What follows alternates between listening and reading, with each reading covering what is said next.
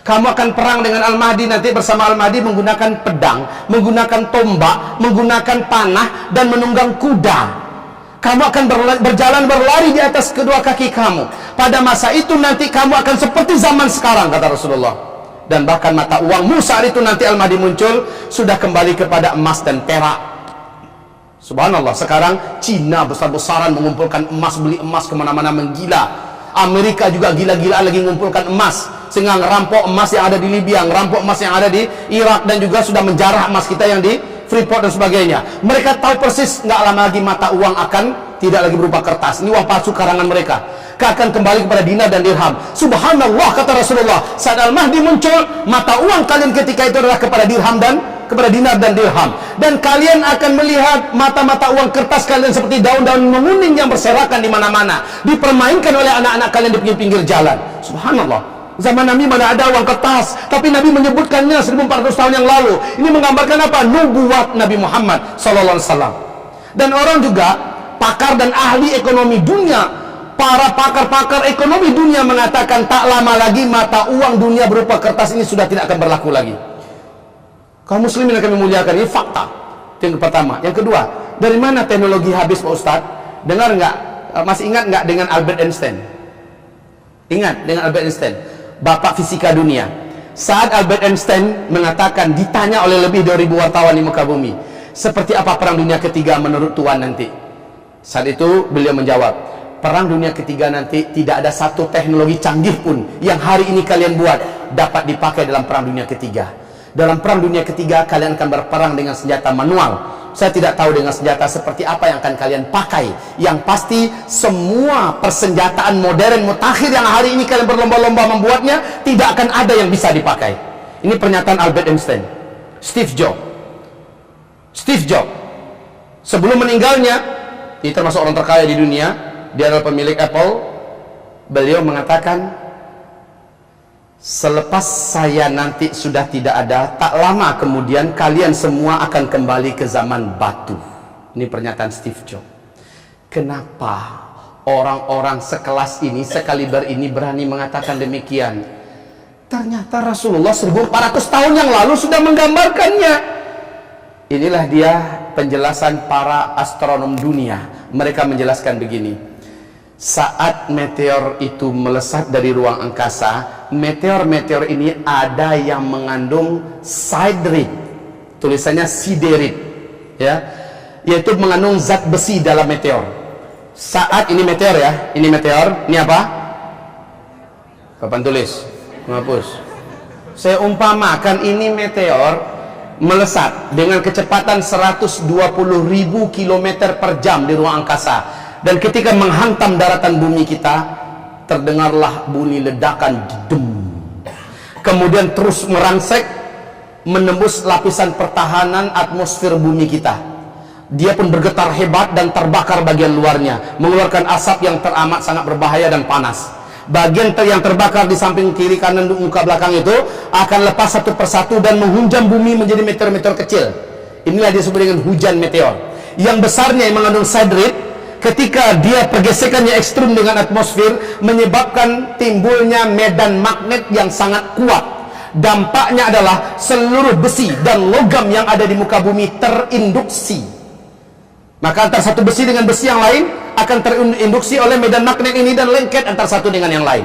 Mobil kita masih oke, masih utuh, tapi udah nggak bisa di starter. Kapal selam, pesawat tempur, pesawat, semuanya, pabrik-pabrik, industri-industri raksasa, tidak ada yang bisa dipakai lagi, nggak berfungsi. Satu. Yang kedua, siderit ini ketika dia menghantam ini tadi, dia akan menimbulkan gelombang elektromagnetika yang teramat sangat tinggi. Dampaknya adalah seluruh listrik di muka bumi akan padam, kemudian seluruh sinyal akan hilang sama sekali. Selama-lamanya kita kembali ke zaman seperti Nabi dulu. Jadi saat ditanya tadi, bagaimana cara kita yang ada di sini? Kayaknya ini hanya terjadi di Arab semua. Tidak, saudariku. Ketahuilah, 10 tanda besar ini mendunia semuanya. Mendunia, ya. Ketika dukhan terjadi, seluruh bumi terbungkus. Ketika Dajjal muncul, seluruh kota-kota di dunia akan didatanginya. Jadi bukan hanya di Arab saja, ya. Dan bahkan nanti baca di kitab ensiklopedia akhir zaman, saat Nabi Isa turun memang hanya di sana. Tapi Allah Maha Adil. Dalam Sahih Bukhari Muslim, Rasul mengatakan di akhir zaman akan masuk ke dalam surga dua kelompok umatku tanpa hisab. Subhanallah. Satu kelompok yang berperang di belakang Nabi Isa, berarti khas di Timur Tengah. Satu kelompok nanti yang berperang melawan Hind di timur, berarti kita di sini. Allahu Akbar. Apakah yang dimaksud ini komunis Cina? Apakah yang dimaksud nanti India atau Syiah atau siapa? Yang jelas di Indonesia nanti Allah bukakan front tersendiri untuk kita. Allahu Akbar. Masuk surga tanpa hisab. Satu kelompok di belakang Nabi Isa berperangnya bersama Al-Mahdi, satu kelompok di timur. Kayaknya ini peluangnya kita. Peluangnya kita. Ya. Nah, saudara-saudaraku yang kami muliakan, dengarkan hadis ini.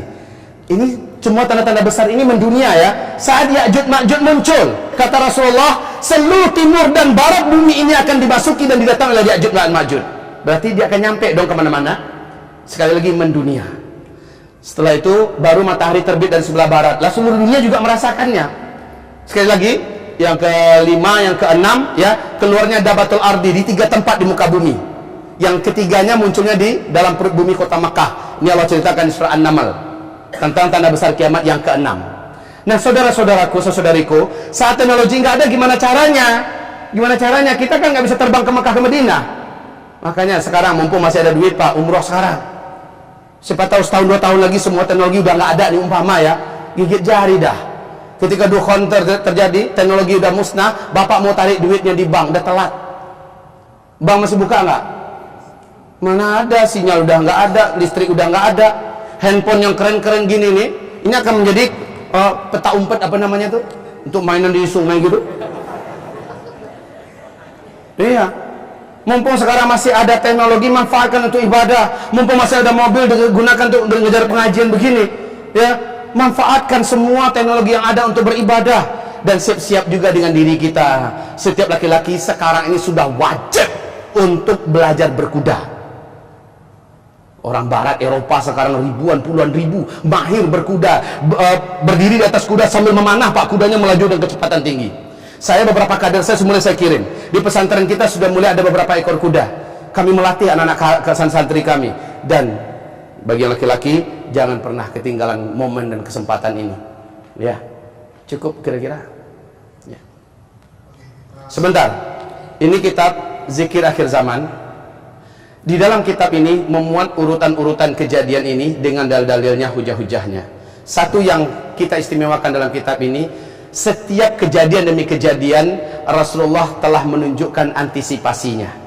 Apa yang mesti diamalkan, apa yang harus dikerjakan, kalau ini terjadi apa yang harus dibaca. Dan di dalamnya ada buku kecil ya, kutaib, ada buku kecil. Buku kecil ini bisa kita bawa kemana-mana. Itulah dia kumpulan doa-doa akhir zaman. Ketika huru-hara terjadi, ketika Dajjal keluar, ketika dukhon terjadi, segala macamnya, kumpulan doa-doa itu sangat baik dibaca, lebih rajin supaya kita hafal, supaya dengan mudah nanti hari-hari terjadinya udah enak, Pak, langsung Allah kabulkan dengan izin Allah. Sementara kitab ensiklopedia akhir zaman ini kitab terlengkap dan paling rinci, dan menurut yang sudah saya coba bedah dari sekian banyak kitab-kitab akhir zaman, inilah kitab yang paling ilmiah, yang memuaskan di saya. Makanya saya rekomendasikan, apapun yang membingungkan Bapak tentang akhir zaman, silakan dilihat. Dalil-dalilnya, hujah-hujahnya, Masya Allah, membuat Bapak Ibu terpenuhi dahaga dan haus ilmunya. Al-Mahdi, inilah dia sang pemimpin akhir zaman kita. Rinciannya ada di sini, seluk-beluknya, sepak terjangnya. Kalau dia muncul, bagaimana kita bisa bergabung dengannya, dan bagaimana ciri khas para pendukungnya, bala tentaranya yang terbaik itu seperti apa. Mungkin kalau orang macam kita untuk menjadi salah satu di antaranya? Kalau iya, apa syarat-syaratnya? Diungkapkan dalam kitab ini. Tapi kaum muslimin, ketiga kitab ini sudah dipersiapkan ada di luar sana. Jadi nggak susah nyari-nyari kemana-mana. Dan memang susah juga kok, banyak toko-toko buku yang tidak menyediakan. Silakan berikutnya.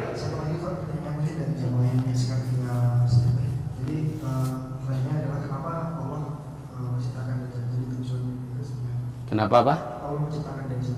Ya. Pertanyaannya, Masya Allah, kenapa Allah menciptakan Dajjal? Saya tanya dia dengan simpel, maaf ya, Allah kenapa nyiptain antum sih? Enggak pun diciptakan antum kan nggak ada masalah kan? Dunia nggak akan sepi tanpa antum. Pertanyaan juga sama, kenapa Allah nyiptakan iblis?